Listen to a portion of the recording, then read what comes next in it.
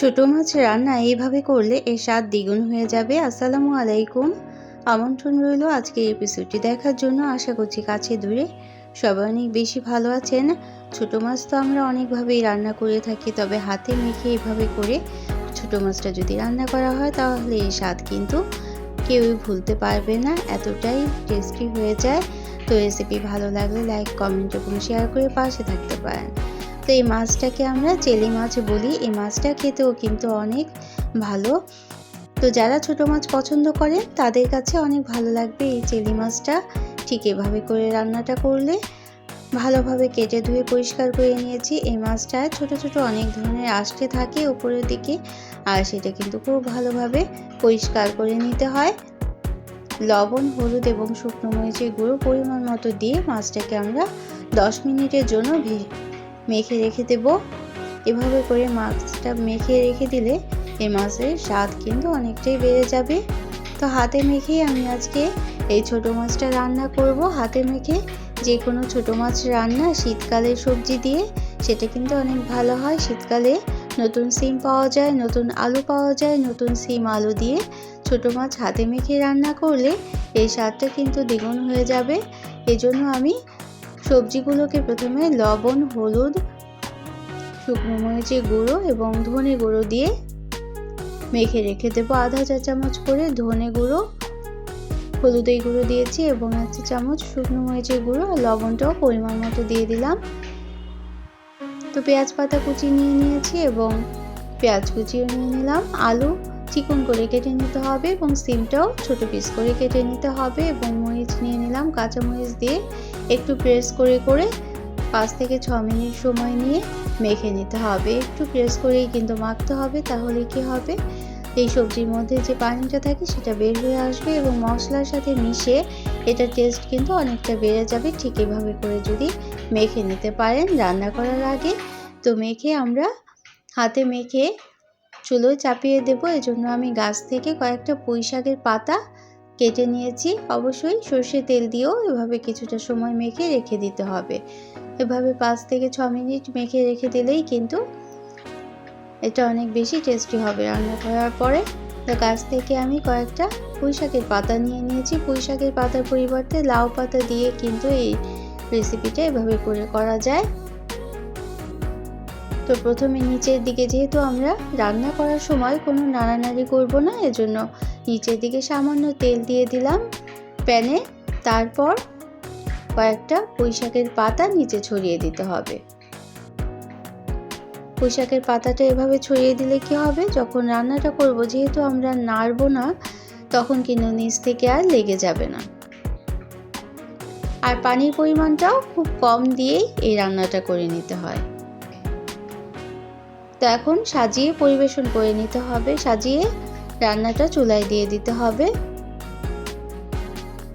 মেখে রেখেছিলাম আলু, পেঁয়াজ এবং সিমটা আমরা দিয়ে দেব এই পাতার উপরে এবং তারপর মাছটাও উপর দিক দিয়ে এভাবে করে বিছিয়ে দিতে হবে। আর পানি কিন্তু আমি আধা কাপ পরিমাণ পানি, জাস্ট প্লেটটা ধুয়ে যতটুকু পানি ছিল ঠিক ততটুকু পানি দিয়ে দিয়েছি। খুব বেশি পানি দেওয়ার কিন্তু দরকারই নেই। আধা কাপ পরিমাণ পানি হবে। আধা কাপ পানি দিয়ে উপরের দিকটা স্পুন দিয়ে এভাবে করে প্রেস করে দিতে হবে এবং তার আগে উপরের দিকেও আমি এভাবে করে পুঁই শাকের পাতা ছড়িয়ে দেব। পুঁই শাকের গাছ থেকে নেওয়া কচি পাতাটাই কিন্তু আমি দেওয়ার চেষ্টা করেছি উপরের দিকে এবং একটু বড় সাইজের পাতাগুলো নিচের দিকে দিয়ে দিয়েছি। এভাবে করে রান্নাটা করে দেখবেন একদিন, এটার স্বাদ কিন্তু অনেকটাই বেড়ে যাবে। তো এই পর্যন্ত যারা দেখলেন একটা লাইক দিতে ভুলে গিয়েছেন, অবশ্যই একটা লাইক দিয়ে দিতে পারেন। প্রয়োজনে কমেন্ট করতে পারেন এবং শেয়ার করতে পারেন ফ্রেন্ডস অ্যান্ড ফ্যামিলির সাথে। যারা প্রথম ভিজিট করছেন তারা চাইলে চ্যানেলটিকে সাবস্ক্রাইব করে বেল বাটনটাকে একটা প্রেস করে রাখবেন, তাহলে নোটিফিকেশন পেয়ে পরবর্তী রেসিপিগুলো দেখে নিতে পারবেন। এখন কিন্তু আমি 10 মিনিট রান্না হওয়ার পর পানি কিন্তু আরেকটু বের হয়ে আসছে সবজি থেকে। এভাবে করে একটু চেপে চেপে নিচের দিকে দিয়ে দিতে হবে, তারপর আবার ঢেকে দিতে হবে। তো এইভাবে করে আমি পানিটা না শুকানো পর্যন্ত এবং আলুটা সিদ্ধ হয়েছে কিনা সেটা কিন্তু দেখে নিতে হবে। আলুটা সিদ্ধ হয়ে গেলে এবং পানিটা যখন শুকিয়ে আসবে তখনই আমাদের রান্নাটা হয়ে যাবে। যদি খুব বেশি পানি রাখা হয় তাহলে কিন্তু এই ছোট মাছের রেসিপিটা অনেক ভালো লাগবে না খেতে। এই জন্য পানিটা দিতেও হবে কম এবং সম্পূর্ণ পানিটাই কিন্তু শুকিয়ে নিতে হবে। তো এখন আমরা ঢাকবো না। 10 মিনিট রান্না করে নেওয়ার পর পানিটা যখন কমে আসছে তখন আমি আঁচটা একটু কমিয়ে নিয়েছি এবং দেখে নিয়েছি যে আলুগুলো সিদ্ধ হয়েছে কিনা। দেখলাম যে আলুটা ভালোই সিদ্ধ হয়ে গিয়েছে, এই জন্য আমরা আর ঢেকে রাখবো না। তো ঢেকে না রেখে এখন রান্না করে নিতে হবে। তো ছোট মাছ কিন্তু মশলা কষিয়েও রান্না করে নিয়ে যায়, তবে হাতে মেখে এভাবে এই রান্নাটা করে নিলে এর স্বাদ কিন্তু দ্বিগুণ হয়ে যাবে। এটা এতটাই টেস্টি হয়, এর স্বাদ কিন্তু ভুলতেই পারবেন না ঠিক এভাবে করে রান্নাটা করে নিলে।